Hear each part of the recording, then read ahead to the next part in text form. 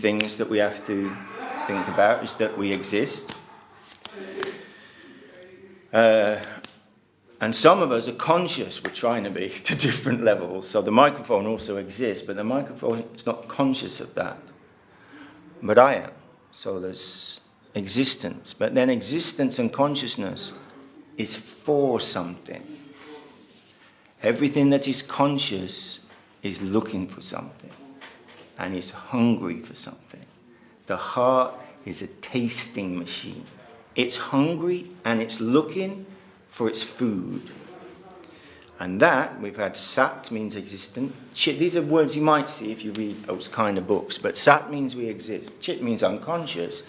And then the third one is the food of consciousness. What is consciousness looking for? What am I looking for? What are you looking for? What is the dog looking for? What is everything that is conscious is looking for something. It has some purpose.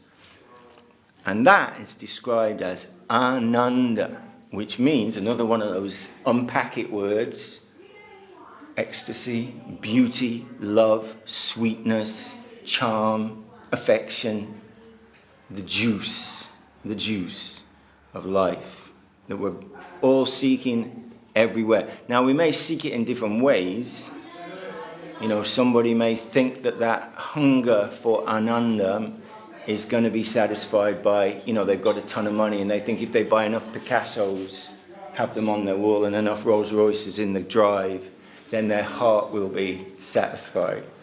And somebody else is injecting heroin with the same idea. This is going to take the pain away. This is going to give me what my heart desires. And generally, we are thinking that if I can acquire and consume and control things, whether it's people or money or situations, whether from the outside, then my heart's hunger for anandam will be satisfied and I'll be very happy. And all the sadhus, all the saints from different traditions and different, come to wake us up. come to wake us up and try and turn us around from that. You know, that's a common thread to any sort of genuine spiritual instruction, is that we can never be, we'll never be satisfied in that. By that control, consume, acquire mentality. You know, we calculate away, and we think that, yes, all I need to do is move to this place, marry that person, have that money, get that car, all these things, and then my heart's hunger will be satisfied. And the saints tell us, no, it'll never be like that. Yeah, this is an inner journey. This life is for inner cultivation. So the saint can be sitting in the same room as I'm sitting in, but they're seeing the world in a completely different way. My mind is uncontrolled and is thinking this, that, and the other. I need to do that. I want to go there. I'm going to get that. But the saint isn't seeing like that. The saint is seeing the divine flow in all things at all times, and is not chasing after phantasmagoria in this life which is gone so quickly. So we were singing these songs earlier to the Vaishnava, the heart transaction,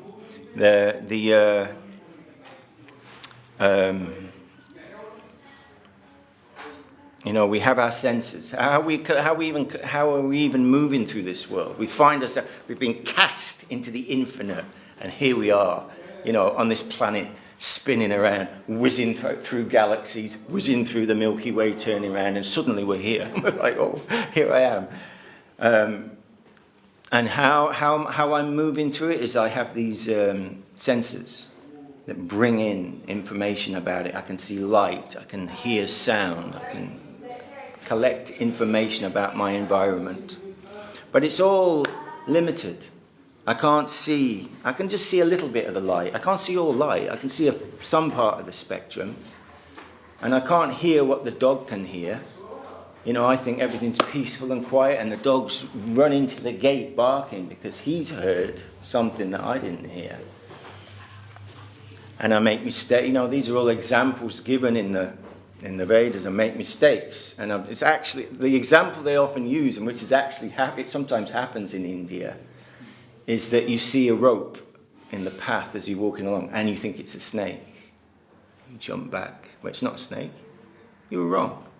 It's a piece of rope, or the other way around, which is worse. Usually, probably, you know, you go up to pick up a piece of rope, and it turns out to be a snake. And we have a propensity to cheat. So many different things means that the information I'm taking in about the world isn't even, it's a fraction, and it's partial, because then my sense collecting activities goes to my brain, which is conditioned from time immemorial. But even in this life, we have been taught to think and see and conceive and process in this way or that way or another way.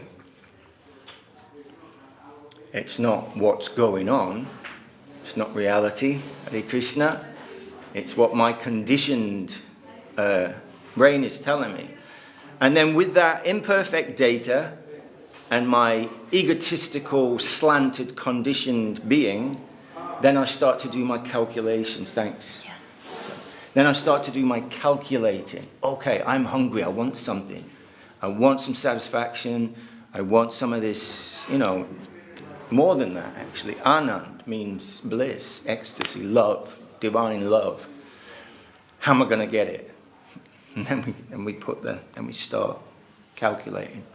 And then we wonder why it's not working out, or it's at best a temporary thing. And then even if we collect to our heart's content the biggest pile of money or the most beautiful people or whatever it may be, then you're going to die and you're going to have to leave it all behind you. And then what have you got? So,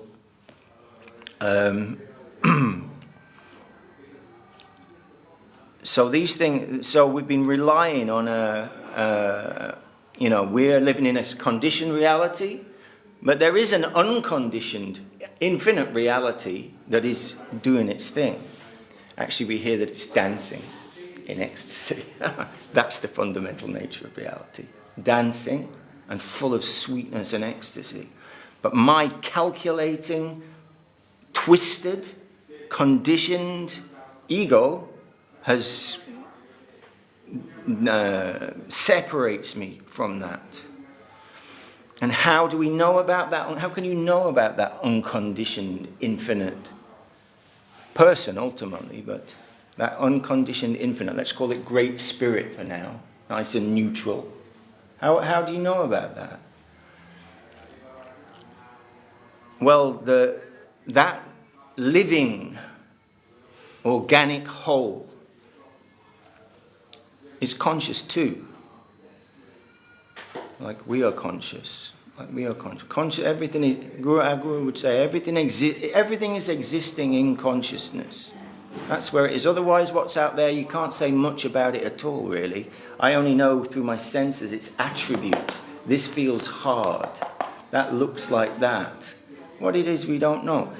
But we hear through the saints, through the revelation of the saints, something about that dynamic, beautiful, ecstatic reality. And how it distributes itself so beautifully and wonderfully is through the heart of the devotee, through the heart of the saint, through the heart of the holy people. That's how it comes to us. Not from messages from the mothership, or that's also possible if it can do. Reality is by itself and for itself, can do what it likes. So if that could happen, but generally coming through the heart of the Vaishnava, of the saint. It's a heart relationship. It's a heart transaction. That's what Srila Gurudev used to say. Comes to, and can come to us, can be revealed to us, can be opened up to us through the mercy of the saints, through the affectionate care and concern and instruction of those who live in that plane of consciousness. Not a question of moving to India or going to a cave or anything like that. It's seeing differently, conceiving differently, seeing it in a different way. We hear about the 3 planes of existence. There's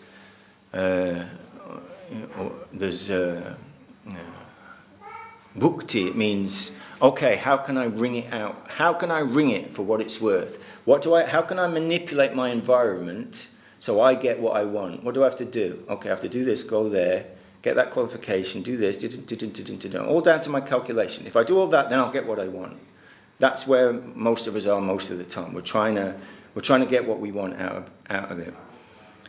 And then sometimes there's a reaction comes to that, because everything's got its consequence. Everything's got its reaction. That's the plane we live in. Even the scientists say that, for every action there's an equal and opposite reaction. Something's going to come, whatever you do.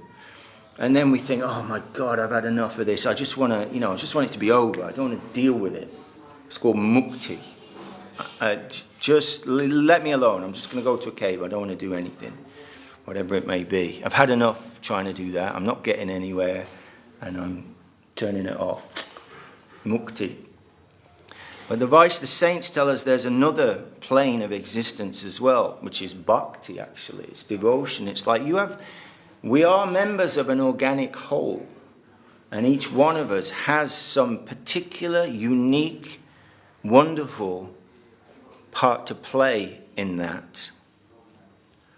But we always come back to this beautiful word, sharanagati. It means surrender. It means, Guru Maharaj would say, your calculation is cancelled by the infinite. Your little scrawlings on your notepad of 6 + 3, and then I'll get that, and this is the way. He says that's cancelled. You can throw that away. You don't know what is the nature of this beautiful dancing reality. You're attached to your prison, and you're hanging on to it, and you're scared to leap off that cliff into the uncertainty of the dynamic wave of reality, the beautiful. And he says, but we have to learn to dance in that wave. That's where we're meant to be. That's where every atom of our heart's hankering will be satisfied. That's where real joy and ecstasy and beauty lies. But it's a 180-degree shift from where I am at the moment, where I am the center of everything. That's how I calculate. I'm the center, and I just need to. I haven't been very successful yet, but maybe I'll get there next year or the year after, and my heart will be singing in happiness forever, and all that. This aspiration, it's throughout everything. It's all our artwork and songs are about the love that will never die, and we'll be forever and ever. And they lived happily ever after. All these things. We want it because it's true. It's there. That state of being is our birthright. Actually, the Vedas say, what is it? Amrita Vishva. What is it? Anyway, you were born in nectar, Amrit. You were born to taste that. Wake up. Look for it. Look for your fortune. The syllable Omkara. You see it everywhere, the Om sign. And people have written books and treatises that it means this and it means that. And my guru's guru, he said, the Om is a very simple explanation. What is it? It means a big yes. That's what Omkara means. It's a big yes. It means what you're looking for, the love that will never die, that sweetness and beauty and charm, that ecstasy that doesn't finish, and then back down to... Not like that. The divine wave of sweetness is the birthright of everyone. We were born for that. So don't give up on that. Keep looking for that. Make that your... goal and purpose in life. And how does it come to us? Who are the agents of reality? They're called Vaishnavas, the sadhus, the carriers of that heart substance, who live that and exude that and are rare, no doubt. But just something, because something is rare doesn't mean it doesn't exist. So we've been very fortunate that we've had some connection with some real holy person, people who embody that and live like that and see like that, see that divine wave everywhere, not separated from that. So that's a nutshell. That's why we're here. Anybody got any question or something? Anything? Just several things. Yes. The one thing is that you mentioned saints, which is associated with a Christian. Right. Why? Well, yes, I mean, the saints can come in all guises, It's like, in the Bhagavad Gita, Krishna says, I appear in every species, never mind just in, there's some guidance. As a function of the absolute is to bring consciousness towards itself. Saint, that's just an anglicized. We would say sadhu in India. We'd use the word sadhu, but essentially it means the same thing, and it's very important because it's not a sectarian thing. It's a very important point, actually. Srila Sridhar Maharaj used to say the different. There's many different religious and philosophical conceptions, ways of seeing the world, right? So you could say, yeah, but they're all wrong and we're right. Well, that's the world that we live in, where they're wrong, we're right. But he doesn't describe like that. The Vedas don't describe like that. He would use an analogy like the different philosophical religious outlooks or conceptions are like planets. What do you call it? Orbiting the sun. So they're all looking for truth. They're all looking for some meaning. But they're not all the same. Like some are very close and share some of those qualities. Like, some have a deeper understanding, some less understanding. Many different styles, different types. I've got 2 glasses of water now. Thank you very much. Thank you.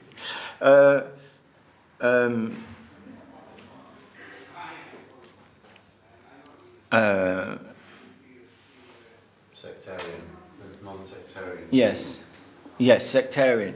So not a sectarian thing. And then, he developed that idea. And he'd say, well then, okay, so there's all these different ones. So how do you judge them? What's the criteria for that? And then he would use an analogy of money. Like if you're in the UK, then money means pounds. It's synonymous. You've got some money, it means do you have any pounds? But we know that there's more to the world of currency than there is just pounds. There's also rupees and euros and yen and all these things. So there's all these currencies. But they're not all one for one either. So you can't go down with your 100 rupees and change it for 100 euros. That would be great, but they don't do it. They won't let you do it. You only get £1, not £100 for your 100 euros, for your 100 rupees. So you have to have some kind of standard. How are we going to judge this? And nowadays, who knows what it is? But it used to be gold. How much gold can you buy with that? That's the standard of how much that currency's worth. So similarly, in these other conceptions, there has to be some standard. And the word that he uses, another one of those densely packed Sanskrit words, is a word called Rasa, which, for the sake of here, it means loving intimacy. To what degree of loving intimacy with the whole does that conception bring you? Does it bring you to like, we're right and they're wrong, let's fight about it? Well, that's not an intimate thing. That's something else entirely. That's not seeing the divine wave in everything at all times, in all places. So yeah, we have our own language, but sometimes, I mean, I do it as well. I forget that people, like I was when I first came, and the people are saying this, that, and the other, and I'm just like, I have no idea what they're talking about. All these Sanskrit words and this words and that words and the other words, I have no idea. But over the years, I've learnt them. So now I sometimes fall into jargon. We fall into jargon, and we say, well, Bhakti's done so what you talk about, and the person's just like, because the names are very long, apart from anything else. The names are very long. So yeah, I was just sort of using an English word, but... This is that the English word is more than an English word. It represents something. Yes, it's true. Everything has got its own representation. Something advanced from another. Yes. So you can say, well, I like sadhu is a great word, but it means holy person, you could say, like that. And we know that, the holy person in the Amazon jungle may look and behave very different, but differently from the saintly person in the Himalaya or somewhere else, But those who are far down that path of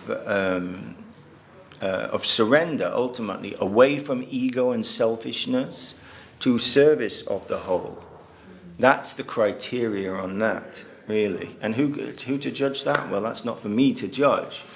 But we hear that, we can see that these great souls pop up all over the place, not necessarily just in this tradition or that tradition. How does one recognize it as an authentic? Yes, that's right. That's right. We hear about these great souls, and how would I recognize a great soul? Right. I Yeah. have no idea. Right. Yeah, that's one thing. The other thing is, how would you, a young person growing up in this reality, this Western world reality, with its particular consciousness, how would a young person reconcile what you're saying with what they're experiencing, with their experience of having to live in this world, this Western world? Right. I mean, how do you... Right. So then, these are very good questions. Exactly. How do we know? How do we, So... And live authentically, if you like. To me, it's about authentic. Yes, yeah. I mean, I hear what you're saying, but living in this world is having these experiences that are acquiring money and having a job. These are realities. Right. I mean, that Yes, a lot right. of young people have to cope with. Yes. We all have to cope with. Uh-huh. I mean, you're speaking as someone, I assume, who's spent many years, perhaps... Oh, many years working and in family life and all those things. But also Right. moving, Yes. you now have a different perspective on Right. it. But not everyone is going to develop that Right. perspective. I mean, Right. But they have to live in a world in which they have to reconcile Right. inconsistencies, contrasts, contradictions. Right. Yes. And that's far more difficult. I mean, rather than what you're advocating is moving towards this divine flow or whatever it is. I don't think I personally will ever. Right. Or do I aspire to that? Right. To be honest, Right. not. I don't Right. aspire to it. Right. Simply because I have Right. do a number of things that give me a certain satisfaction. Right. So I don't feel Right. the need to. Yes. But I'm more interested in Right. how people reconcile, how they can live authentically an authentic existence Right. in a world which represents such Right. huge contradictions and contrasts. Right. On the one hand, you represent something, you represent this particular spiritual path, Right. if you like. But I do see divine people, Yeah. I sense people who have, I don't even know what wisdom means anymore, or, Right. living in such a different world, but who seem to know where they're heading, if you like, a little bit, or can guide other people. Right. Whether they're divine beings, I don't know. Right. But it's, Yeah, I probably didn't express that well in the sense that, it's about consciousness always. It's not about how the external things are arranged. So it's not that, you have to live on dal and rice in a cave in India, and you can't have a job and live in Hounslow and go to work every day. That's not at all the defining factor. The defining factor is as we move through our life and day, is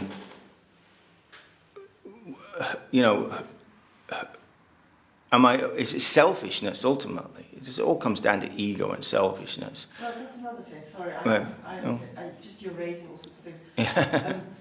Right. Ego to me is a positive thing. Right. Because the way we're all misusing the word ego, the term ego, because ego is actually, it was a Freudian term, it is still a Freudian term, and he used the id, the ego, the super-ego. Yeah. And in fact, the ego was that conscious Right. element of us that was actually mediating. The role of the ego is to mediate. And we've used it, we've abused it. Right, I should stick with Sanskrit really. Yeah, it's true. For our own purposes. Right. And in fact, the ego is a very healthy. Right. A very healthy. We need the ego to be able to mediate between the id and the super, the basic instincts of the id and the conscious decisions, the higher, if you like, decisions of the superego. Okay. So the ego itself is a very healthy. Okay. And when I hear people say, yes, well, that's my fault for. It's often translated as that, but it's not really that because a long time before Freud came around, this Sanskrit was talking about ahankara. Ahankara means it actually means false ego, because we all have an authentic, if you didn't have that ability to mediate between all those, you could be prone to all sorts of things. You need a healthy ego. And right. It's just the way that it's appropriated. It's just worrying me all the time. Oh, I'm sorry. We don't want to worry. We don't want to be worrying you. No. I have lots of things I worry about. But no, that's a good point because we do use these things that are translated, which aren't always, like I was saying about these other words. They have a meaning, but that meaning is not so easily defined that you can just borrow a word from Freud or anybody else which has all its own connotations and say it means that, because it doesn't mean. Having said that, we have to try and use something, in English language or whatever language it is to try and get across these ideas. And ahankara ultimately is egotistical in the sense that I am the center of everything. Everything is there to serve me. I just have to figure out how to play it properly, and that's how I will go. And it doesn't matter, I can be doing that in a cave in India, I can be doing that on the stock exchange. And equally, I can realize that I'm not the center of everything, that there is a center of this organic whole that is beautiful and sweet, and that I am for that. I am for him. I am for them, actually, male and female. But I am for that. And I'm looking at how will I offer myself to that as an offering? How will I give myself? I am a unit, so we hear, of giving. That is my actual function, is to give. And to give to the whole, not just a part of the whole here and there, to the center, like water in the roots of the tree. So that's the difference, not a question of what our material situation is. And that's very important because most people doing Bhakti Yoga have got jobs, families, cars, everything. I mean, that's just the world we live in. That's, some live on farms, some live in flats, some live in the city, some lives in the village.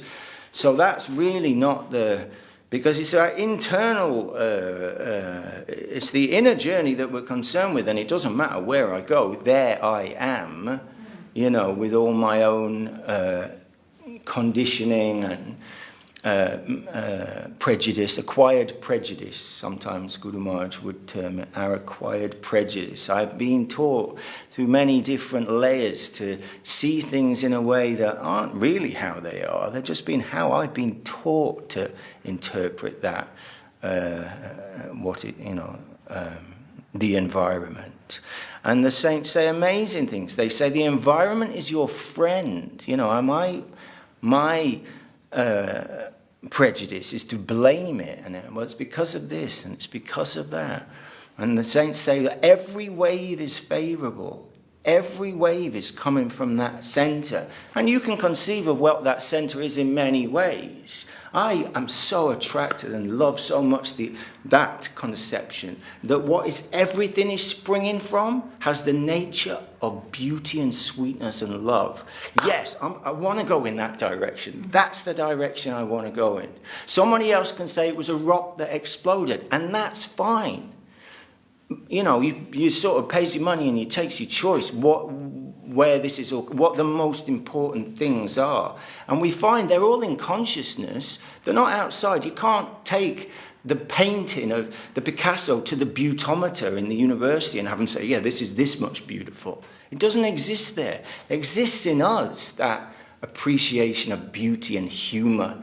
What to speak of love. It's something that's inside us. And the saints, the sadhus, push us to that. You've got to go into the inner journey and less attention to whether you're in the factory or the field or the wherever it may be. Give less attention to that. It's how you are seeing, conceiving, and in how you want to proceed, what you think is important.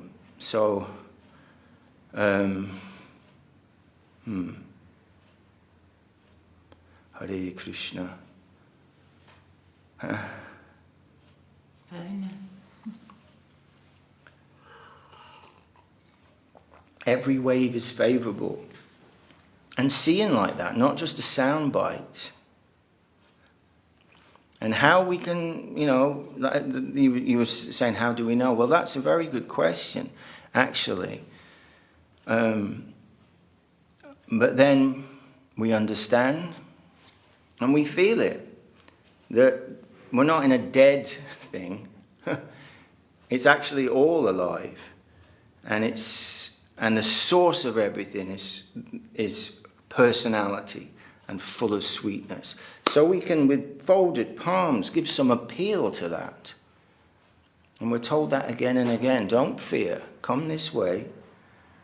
I will come to you. I will help you. The Great Spirit can help us. Known by many names. Krishna means all attractive. What's pulling? All attractive. As life can reveal, not that by our experimentation we can acquire. So we can read, we can do we can study, but a lot of it is also, Gurudev used to say, sincerity is invincible. That's a very sweet expression. Sincerity is invincible. If we want to grow and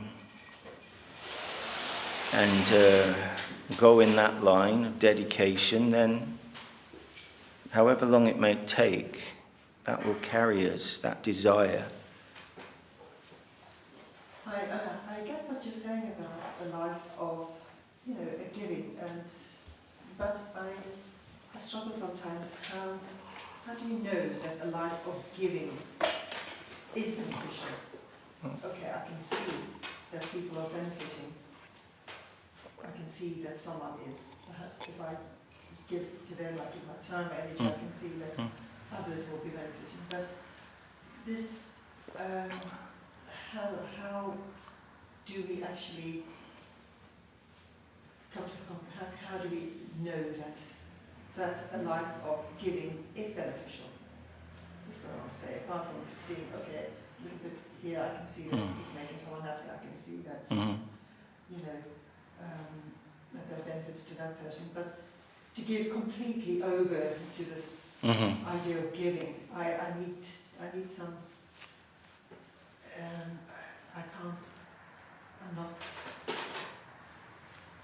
I'm not getting it.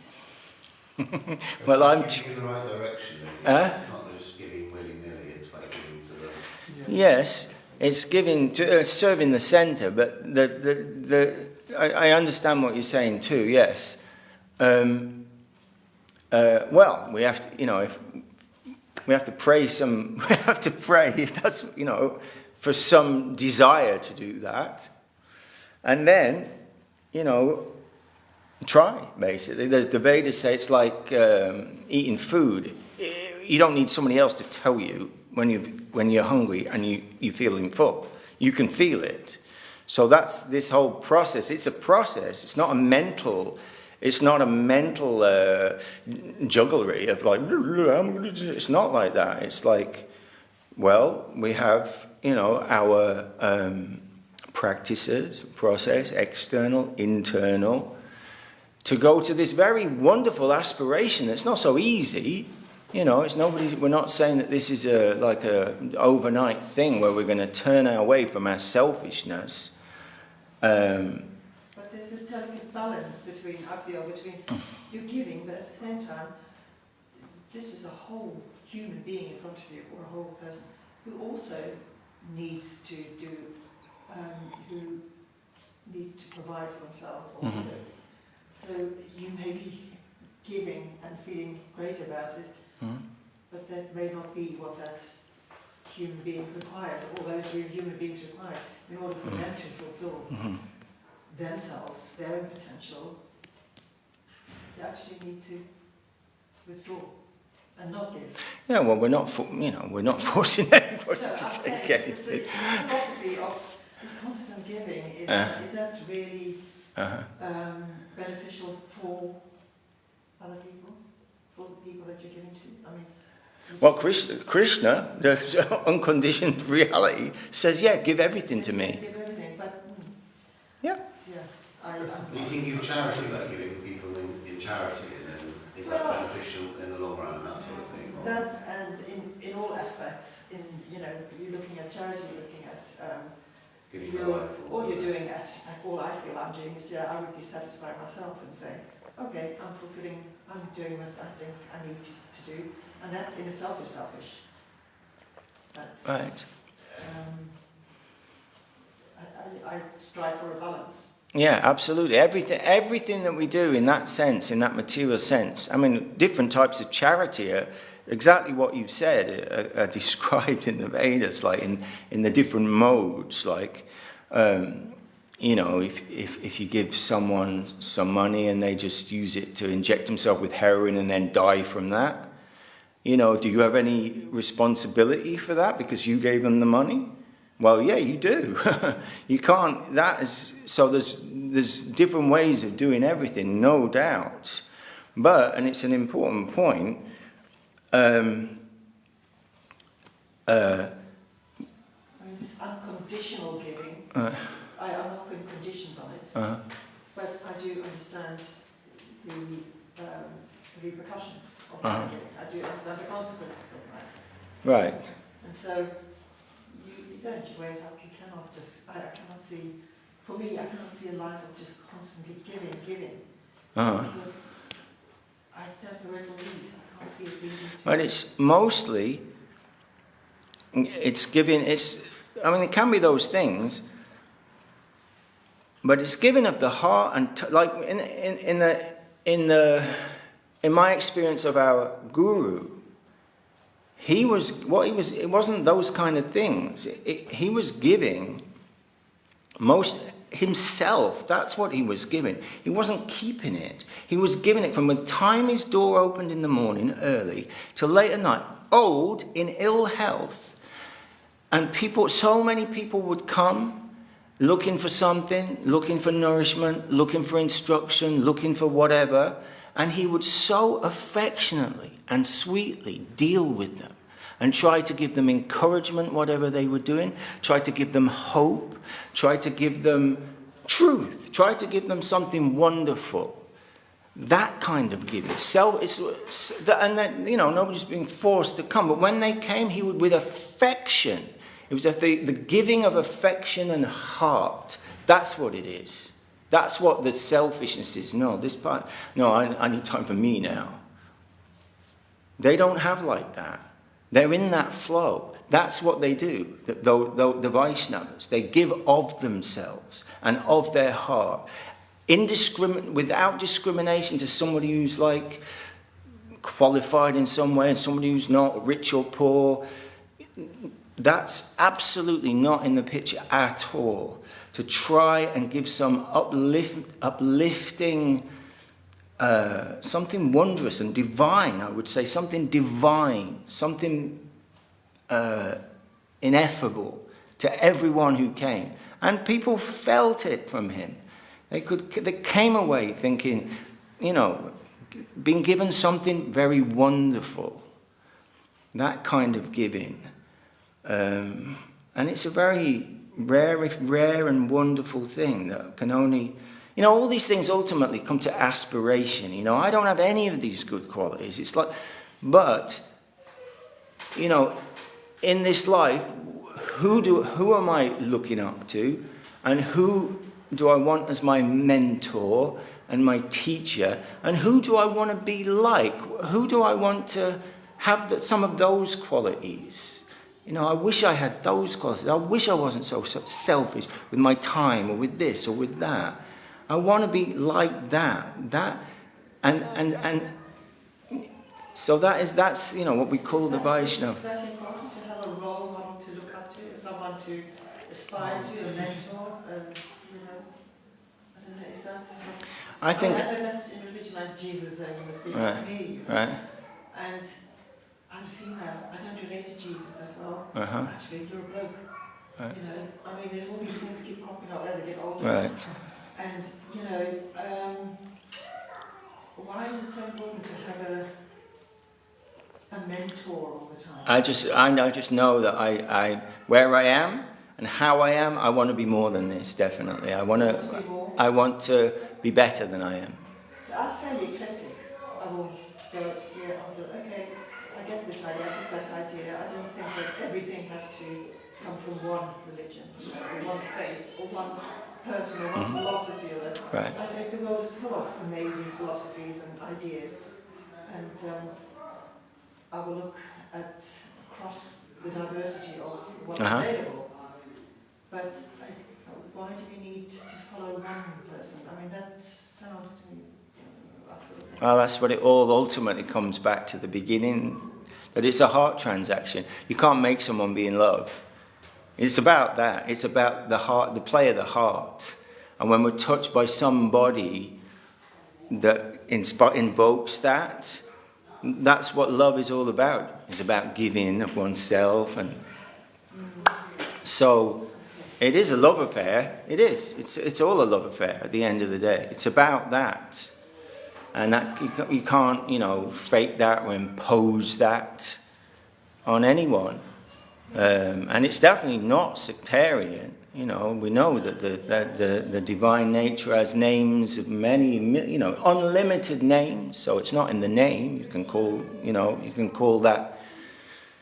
can call Krishna anything you like in that respect. The Great Spirit, this, that, or the other, whatever you want. It's not that, but we as individuals have the same kind of,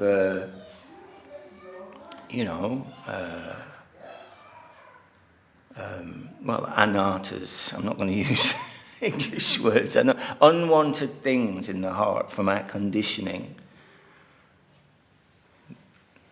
And we hear also, actually, we need a teacher with everything what we are wanting to learn. And isn't it? An idea of a teacher or we call them facilitators or guides, or the idea of a teacher imparting something to you. I have the knowledge. I'm going to give this knowledge to you. We facilitate so that people can actually learn from themselves, from all sorts of, help them to explore their own.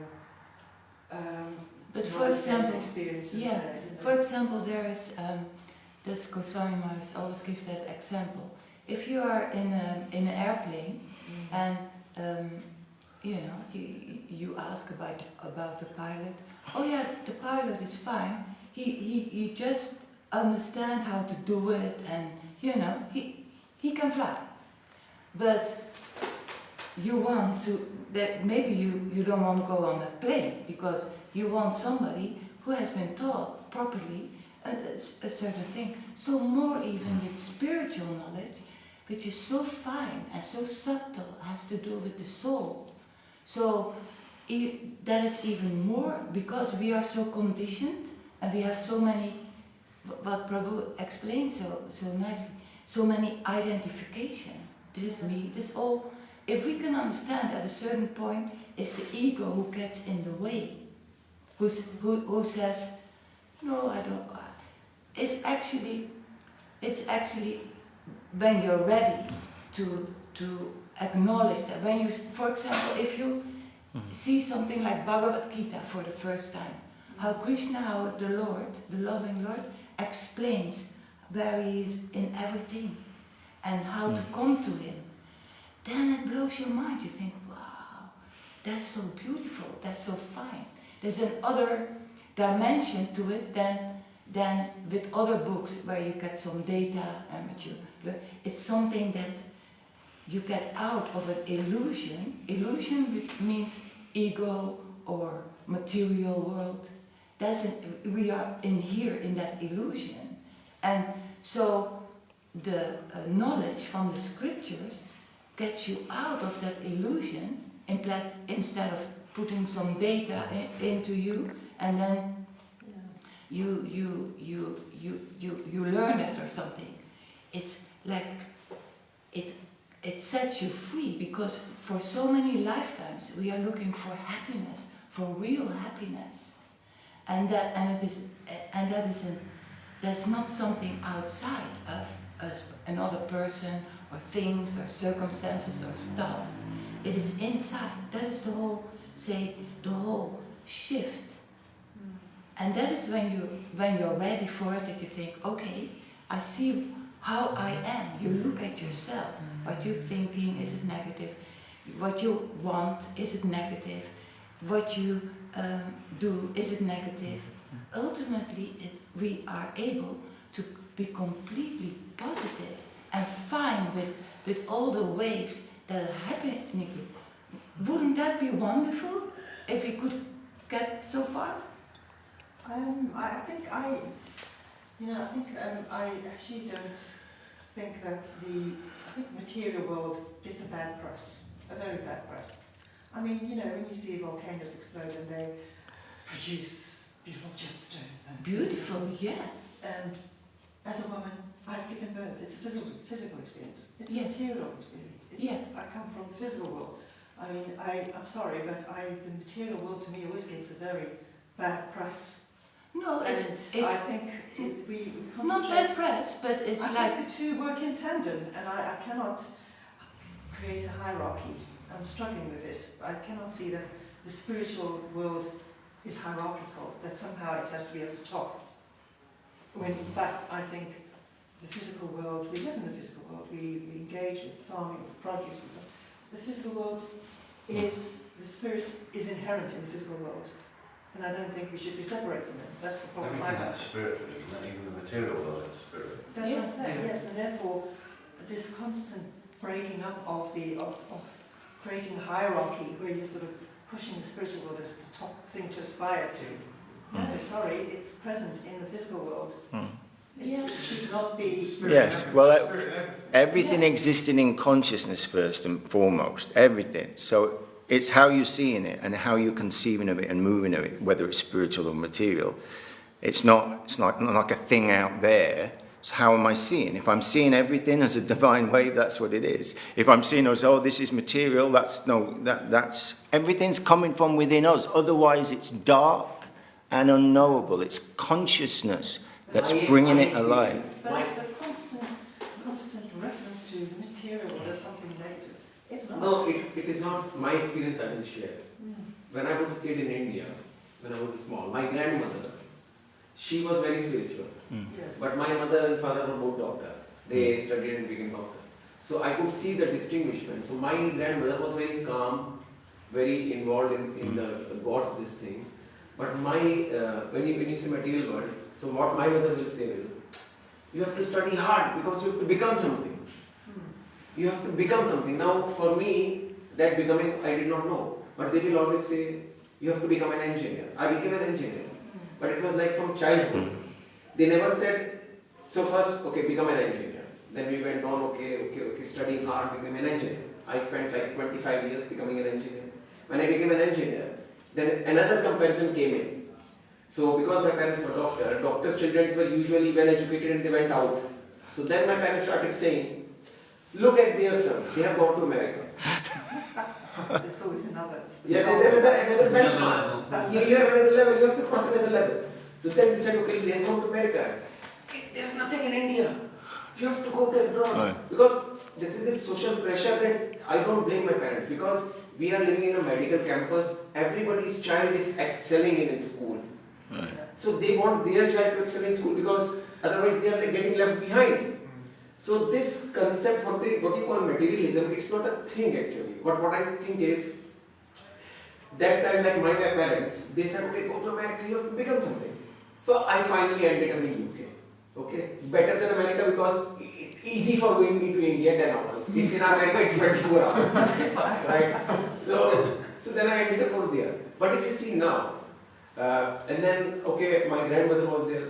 In my honest opinion, I always revered my grandmother to be so nice.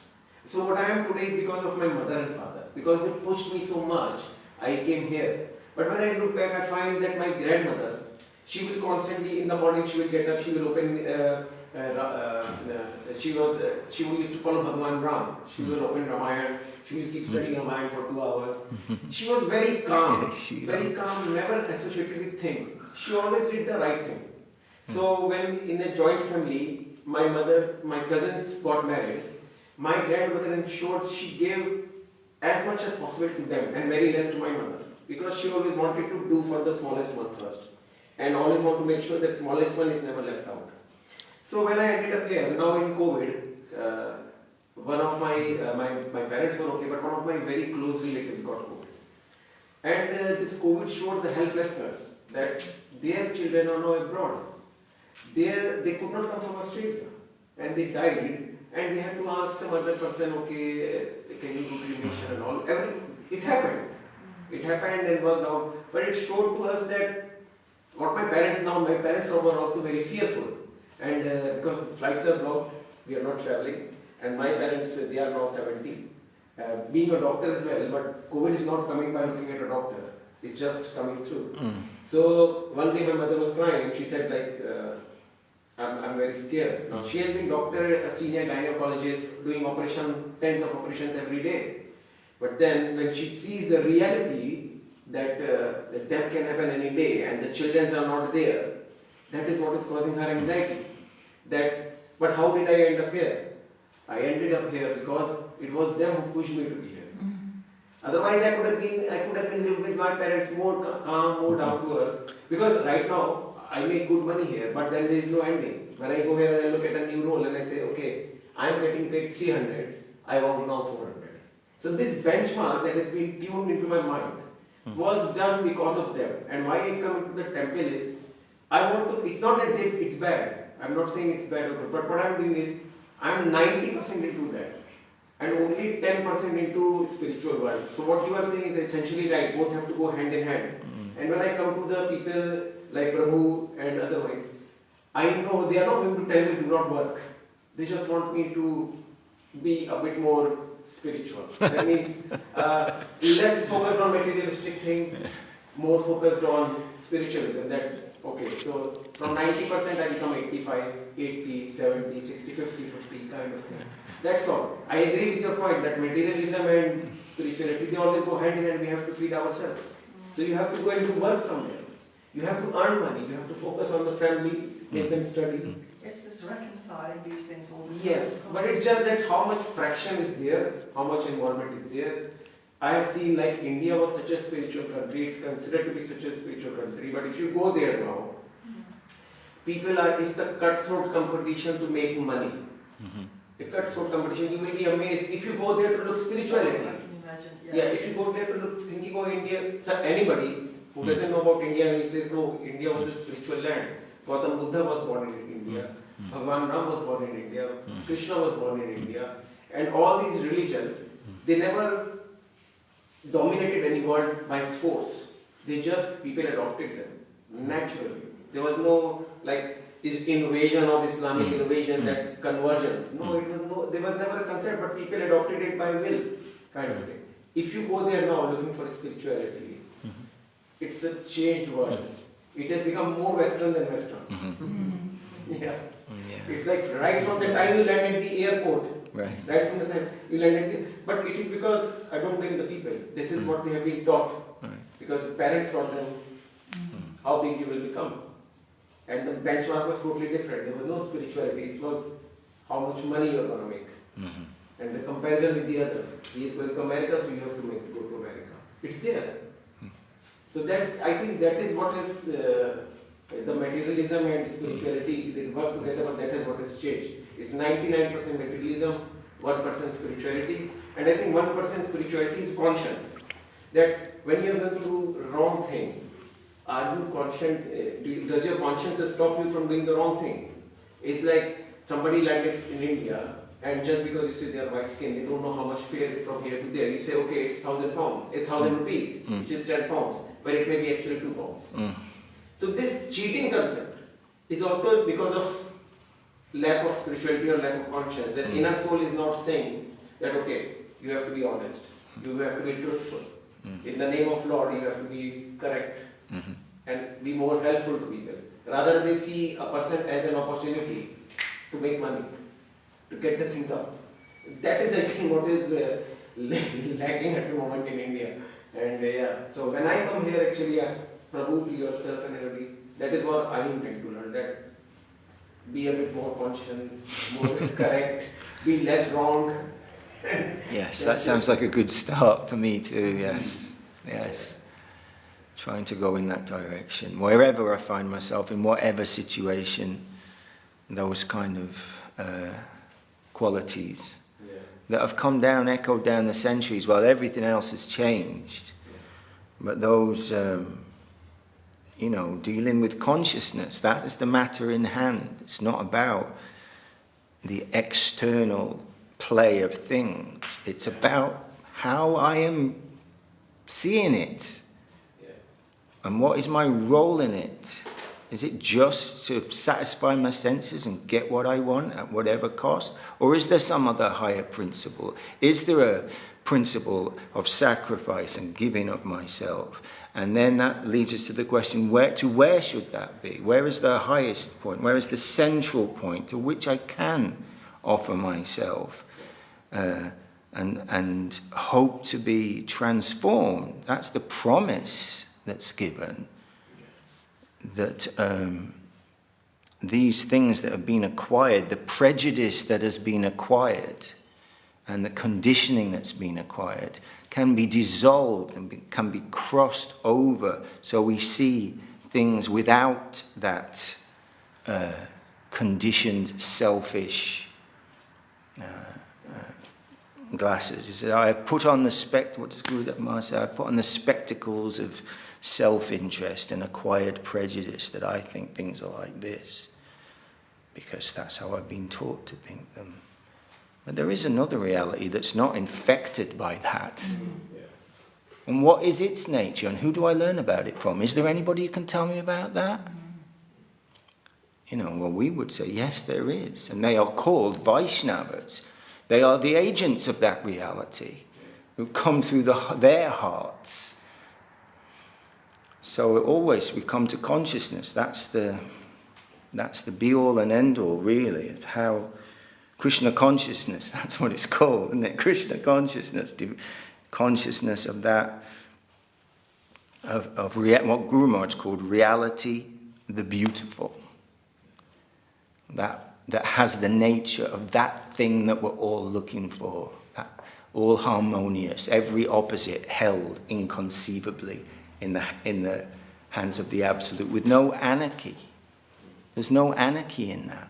Guru Maharaj saying whether the blade of grass goes to the left or to the right is full of infinite meaning in that wave.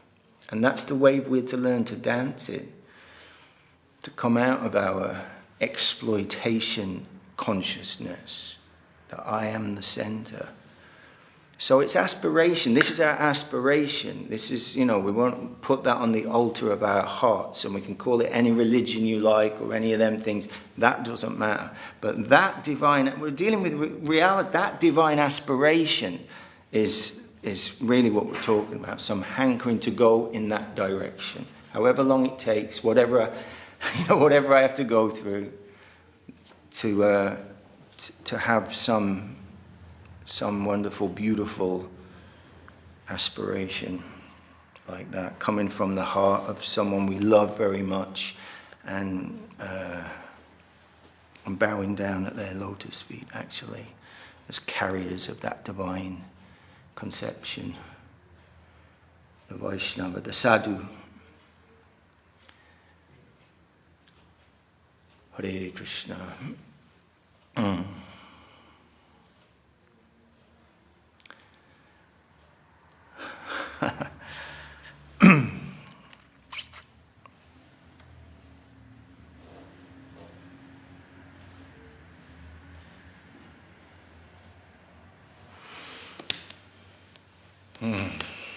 You were saying also about this giving, and I can understand, to give money and charity here and there. We know there's a lot of dishonesty in that sense, right? So, but what we can do, if we can, that is also Krishna consciousness, gives a lot of information about all directions of life, psychology, spirituality, material life, political logic, so many things. So if we can see actually that life is not so easy for nobody. So if we could change ourselves, then we would do it, but we cannot in many ways. The same is with other people that we meet. So they maybe have a difficult background or whatever, they feel not so strong, or they feel in many ways confused, frustrated, depressed. So if deeper in ourselves we think like, maybe I can give a smile just to a person that I pass by. I remember here, when we just started here, early in the morning or midday, I walked to my house, and first people thought, what is she wearing? These sheets or something? And what does she put on her face? Like, in this area was a bit strange. And then I just passed by, same people all the time. I started to smile, then they started to smile, and now they're like friends. And that's just by giving a smile. If you give a smile to somebody that you meet, or you feel that in your soul, you feel that in your heart, like there is some connection that you think, wow, that this is sort of heart-to-heart connection or soul-to-soul. It gives you some niceness, some energy. And so is it also with, if we get a broader conception about the suffering in the world, and how we can just give some nice words, or some attention, or make a cup of tea, then we feel deep inside of us, there is some interaction, and not that we do it for that, but there is something that is actually our nature. Our nature is to be kind and nice.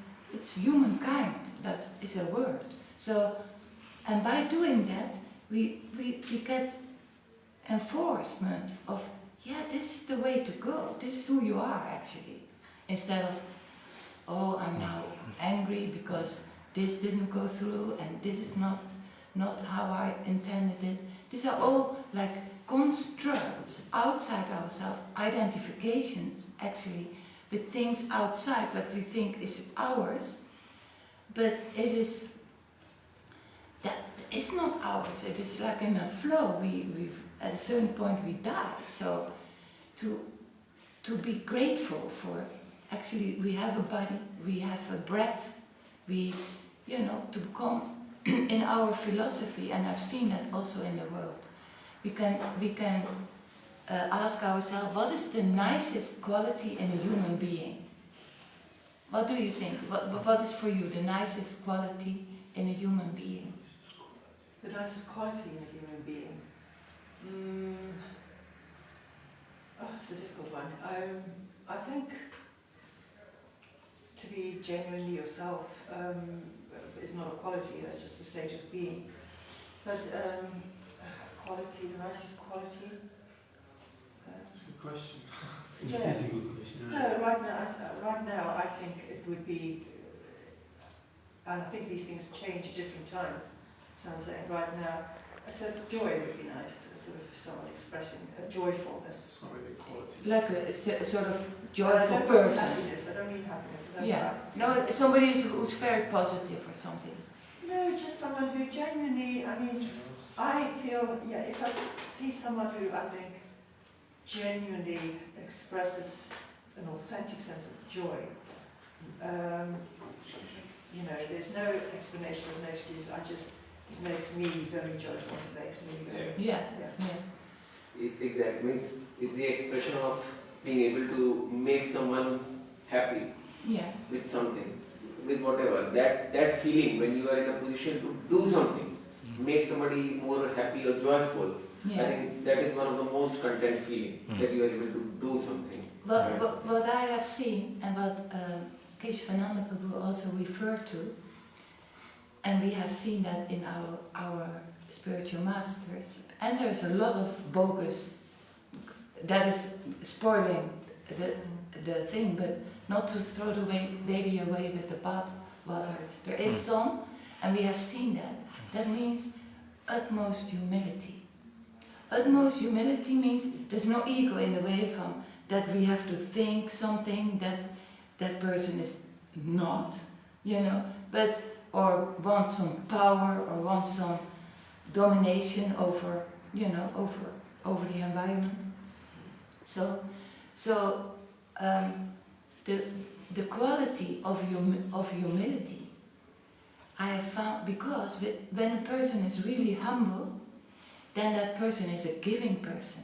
He wants to give. He sees we are all one family actually in the world, and there's a lot of suffering, and I want, because that person thinks I have that connection with the loving Lord, and he's seeing everything what we are doing.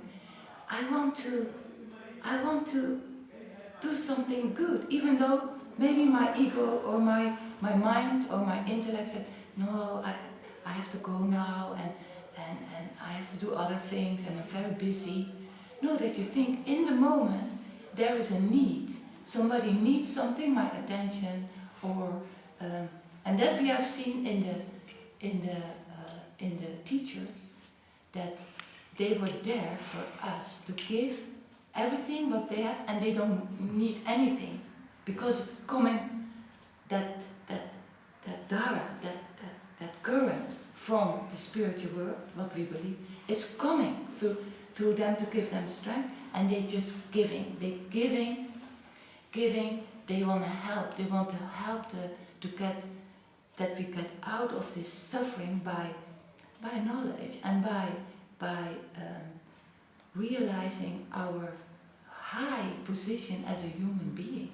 It's like sometimes we are so downtrodden to all the problems and the news, and then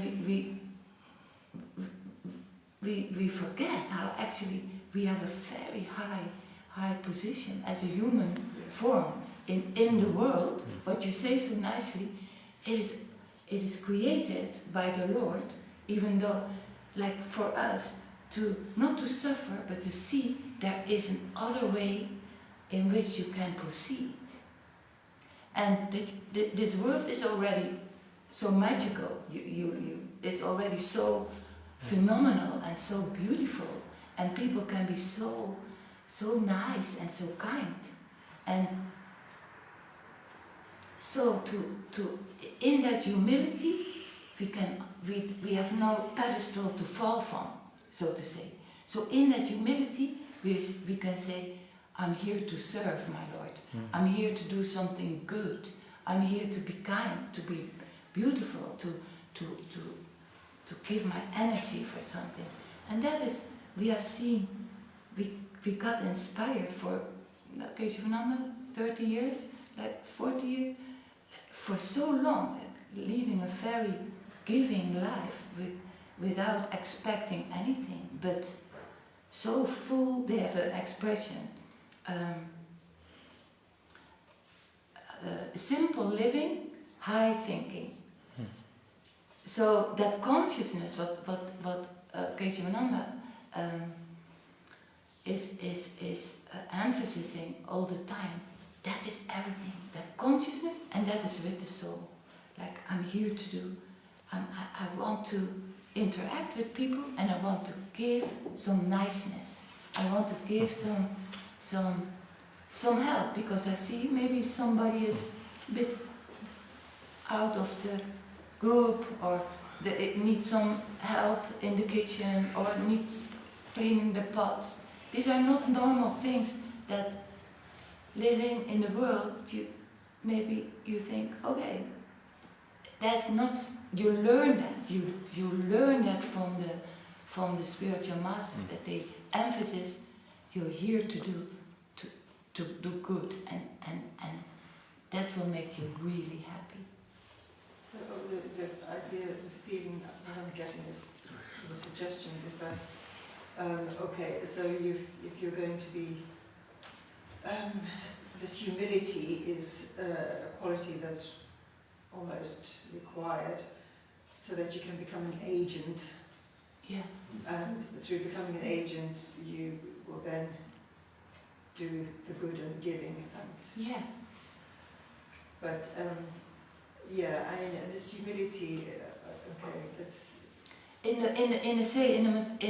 the Western world, like when I first came with this with my family, they thought like they're so unattractive, because like they thought humility is like humiliated, or like making yourself so small or something.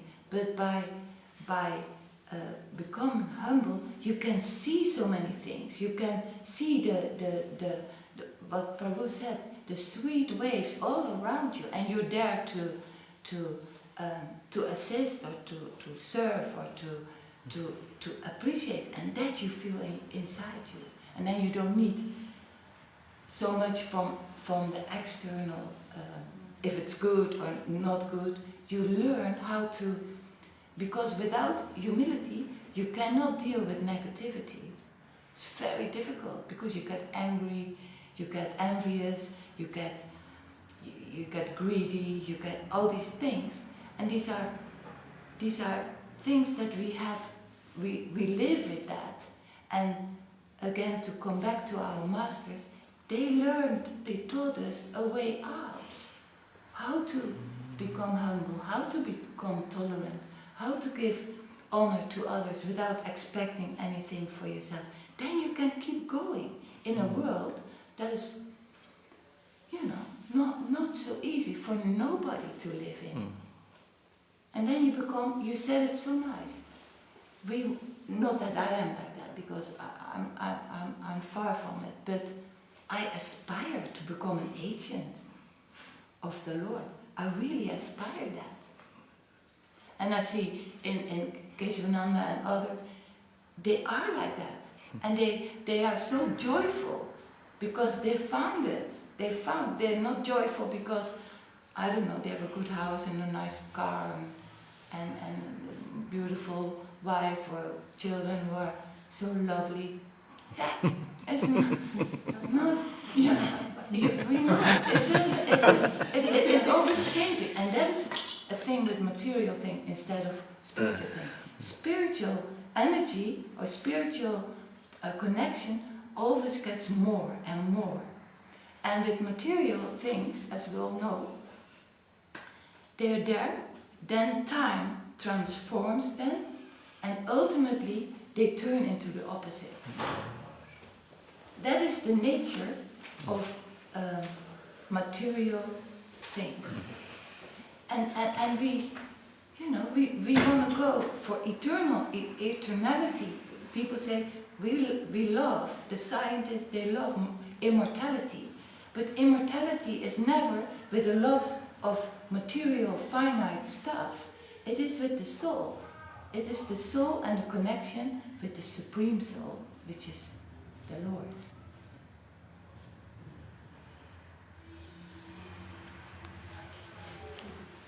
Chai.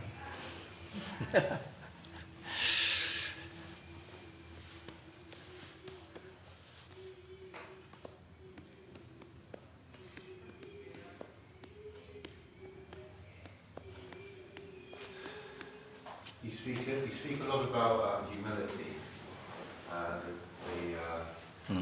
humbleness. Can you explain what you mean by that?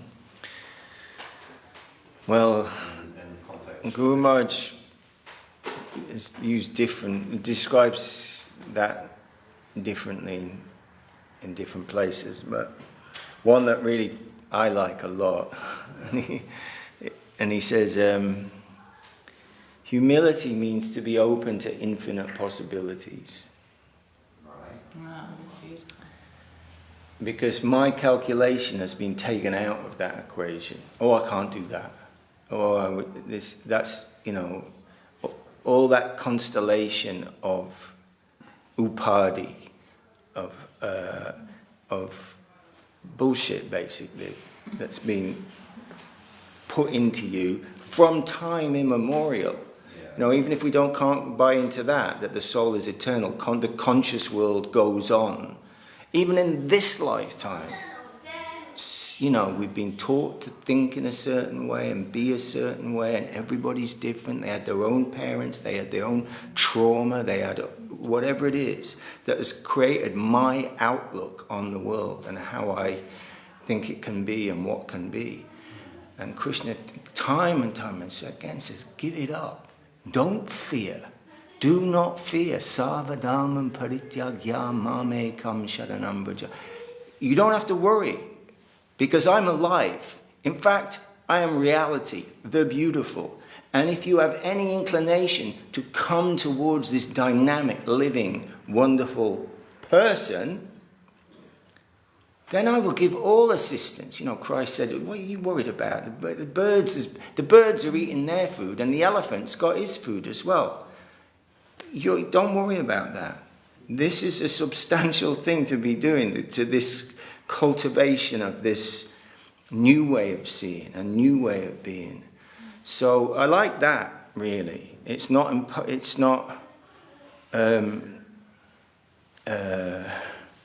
Mahaprabhu. I don't even know what humbleness means in the English language, let alone in Sanskrit. I'd have to look at, actually that's a good point, we'd have to look in that, that'd be a good thing to do, to look in the dictionary to see exactly how it's defined.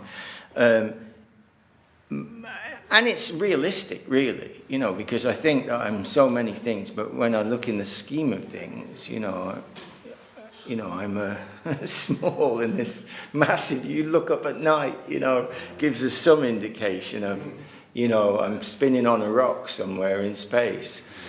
So insignificant. Yes, and yet I can lay the law down and criticize other people and tell him what, and I think that I'm quite something because, I did this and I did that. So, and all those things are impediments because they're all coming from this ahankara, this false identification of what we think we are, which actually we're not. We thought aham brahmasmi is what the first Vedanta Sutra, aham brahmasmi, actually what I am is not male, female, black, white, young, old. These are all temporary and they're coming and going, coming and going, and coming and going, like solar systems are coming and going, coming and going, coming and going. What I am is a spark of consciousness, or you can call it a soul, atma, some spark of that conscious world which has its own existence. And its whole unconditioned, what? Unconditioned what? The sadhus say, unconditioned beauty and movement and colour and dance and sweetness and ecstasy. So that deeply rooted ahankara is to be, pulled up. And it's not an easy thing, and it doesn't want to die. We're attached to our, chains, basically, of thinking in this way. There's so many, stories, or what do they call them, like parables. The guy who lives in the cave and somebody wants to show him the sun. He's never seen the sun before. He says, come on, I'll show you the sun. Well, okay, I better light a candle so we can see the sun when we go out. It's like you can't conceive of that which is, this word that comes again and again, adokshaja, transcendental. It's like another dimension. We can't conceive of another color. We can't. We've got a spectrum of light that we're accustomed to, so I cannot think of another color. But am I going to be so proud to say, therefore they don't exist? There can't possibly be in this vast, existence, some other place where light is different and color is different and everything is different. We can't, because if you see even in mathematics, when I used to study mathematics, there was this concept of infinite. Uh-huh. So infinite is either infinitely small or infinitely big. Right. But when we start thinking of big, we always crash to something, okay, big. Right. But what will be after this big? Right. Because the mind is not able, the mind is always thinking in terms of something that we can touch, a noun, which you can touch, feel, see, because that is what our senses are dominating. So when they say it's infinitely big, the infinite word we have used since class 6th, Right. but it's still in the mind. We can't imagine what is infinitely big, because for us, everything that has a start has to end. So we are trying to figure out, so if somebody says ki Bhagwan is like infinite, this thing, the mind is not able to catch that concept of infinite. What is that infinite? Like space. Okay, I'm going in space in the world, and then space will finish. But what will be after that finishing? Right. So the infinite thing we are not able to imagine. It's very difficult for a human being to imagine infinite, because we are reading from class 6 in mathematics, physics, infinite small, infinite big. Yeah. But difficult, because the material, because we are not able to, the senses and the thing are different. Senses want to see something, feel something, begin and end. Mathematics says it's infinitely big or infinitely small. Okay, how small? There must be something inside that. More small, more small, more small. So that's the thing, right? We are not able to do that. Right. Our brain tricks us. Right, and that's all laid out in Vedanta and other places, that these things which are unapproachable by mental gymnastics exist outside of that, a separate reality, you can say. Exactly. And not only separate, but the source, where everything is coming from, where everything comes again.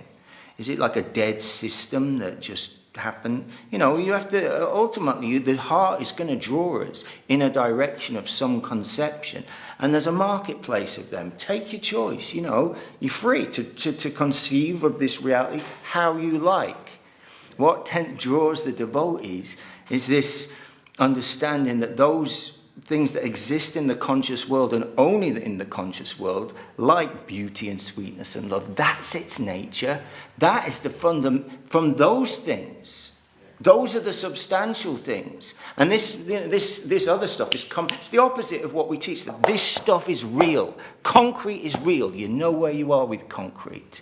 Love, affection, beauty, I don't know. Don't even know whether it exists. Maybe. And the sadhus say it's upside down. This stuff has got no, it's real for a second, and then it's gone. The time lapse. Planets coming out. Planets disappearing. Planets coming out again. Stars being born. Stars dying. That's its nature. But what is doing the conceiving of it all? What is this thing that's making it, brings it alive and makes it dance, Guru Maharaj says.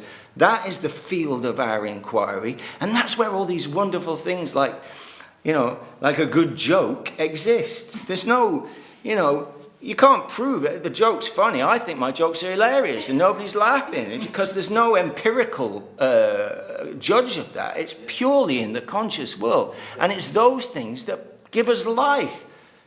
They're what we like in life, those things. They're the most meaningful things to us that only exist in that plane of consciousness. Hare Krishna. So we were talking about humility anyway. So anyway, we're chanting Tranada Pisa Nichena Tharori Vasahishnu, this beautiful prayer of Mahaprabhu that to cultivate that, as possible by me. I'm always reliant on help. That much I know. My own tendency is to wallow really in my own conditioned state, but through higher association and through some to try and give myself to that higher association, then some of those qualities may come to me also. Sorry, I know that the gentleman there asked the question, what exactly is humility?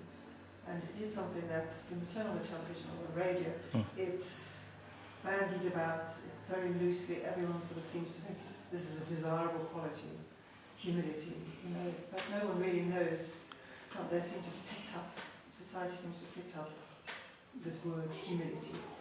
And he's such a humble guy, he's such a, and it's obviously a desirable thing to do, but no one really.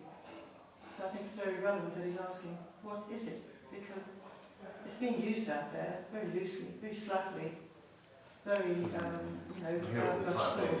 Sorry? You hear people talk about humility. Oh, all the time, but no one actually is saying, what is humility? And I'm not so sure we've got an answer here about what humility is. I would like to know too. Mm-hmm.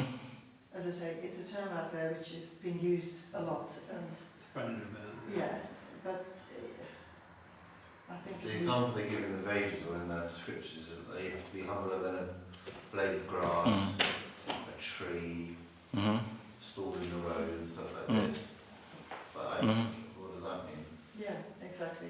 What does it mean? Going into what humility actually is, if it's so aspirational, if it's so integral to the life that you're describing, the spiritual life that you have. Yeah, it's important, isn't it? Yeah, exactly. Why are we maybe need to Told to be arrive at humble. a definition of sort of Humbleness, won't it? Yeah, it's like thinking yourself lower than someone else, or thinking, is that right? Thinking, so if you're like approaching your guru, you have to be humble because they're so much more elevated or intelligent or whatever, so you're like lower than them and you approach them with humility, is that right? Hare Krishna Jai Gurudev. Well, I mean, the whole environment, I find myself, I've heard this, and I subscribe to this, that the Guru Maharaj saying that the environment is my friend. It takes some faith. Is love and affection the cause of everything? Is that the direction of I want to go? And that everything comes to me is to help me in my journey, in my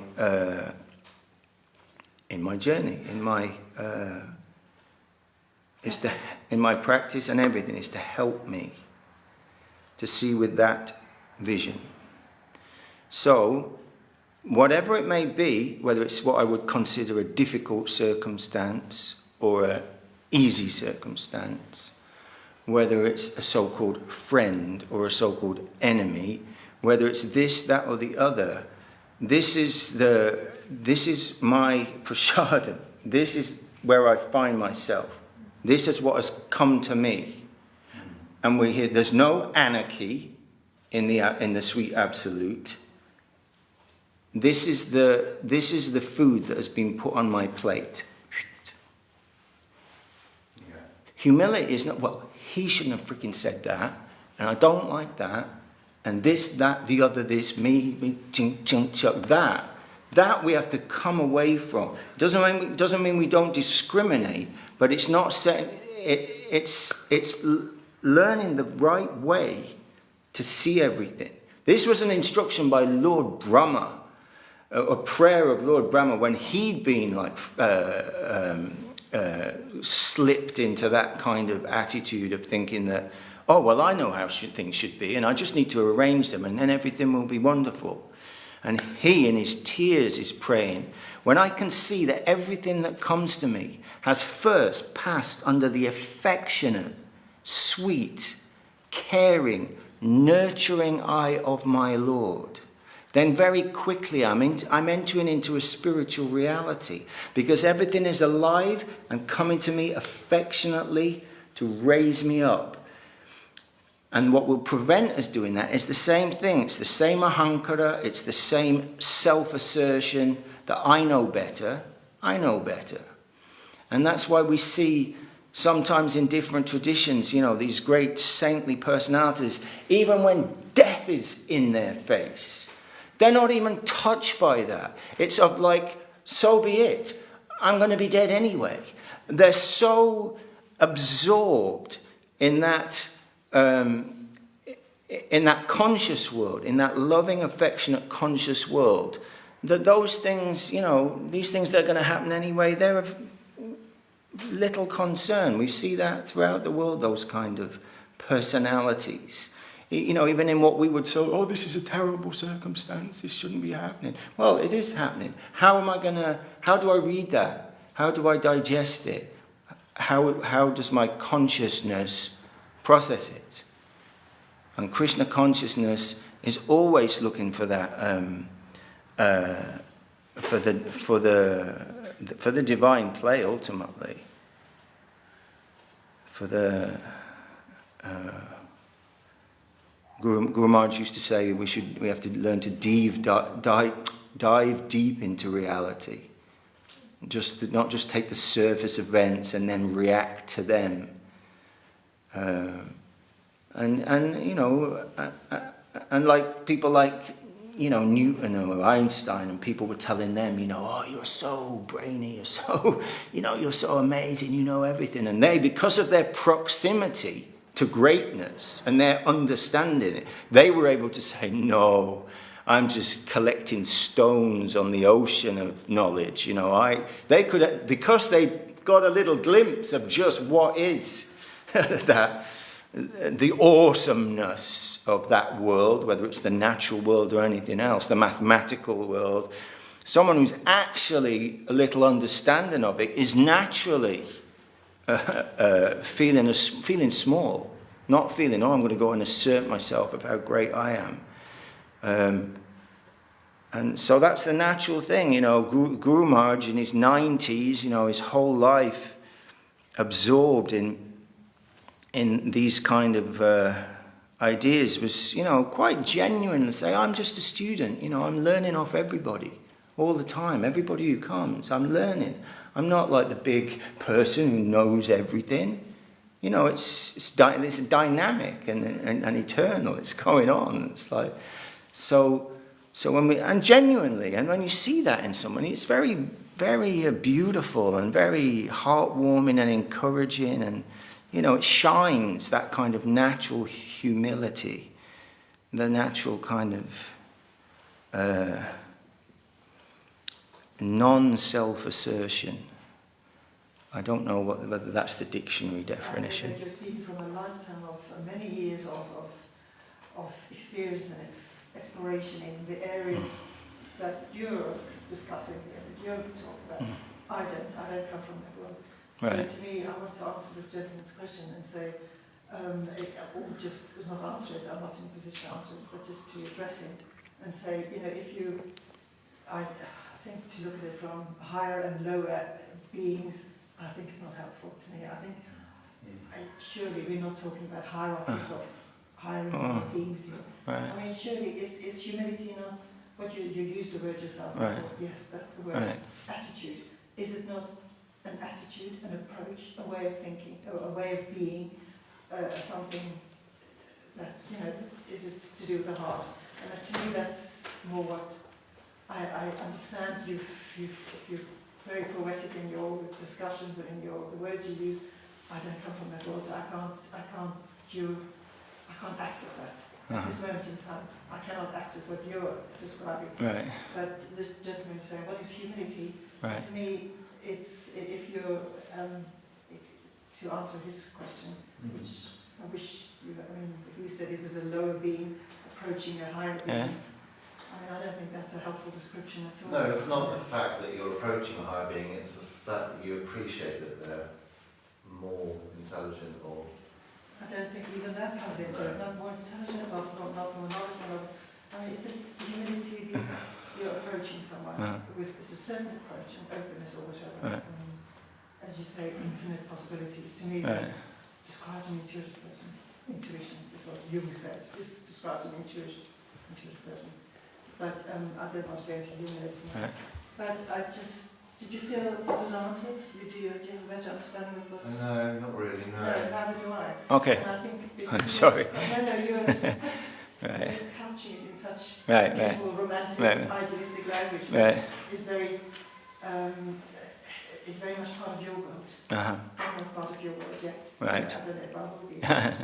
But I can't access your language. Yeah, you know, what can I say?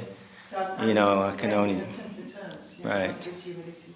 I Right. genuinely would like to know because Right. it's a word that's used out there all the time. Well, I'm going to go with non-self-assertion, and that's my self-assertion. That was my sort of final, after thinking about it and processing it. Yeah.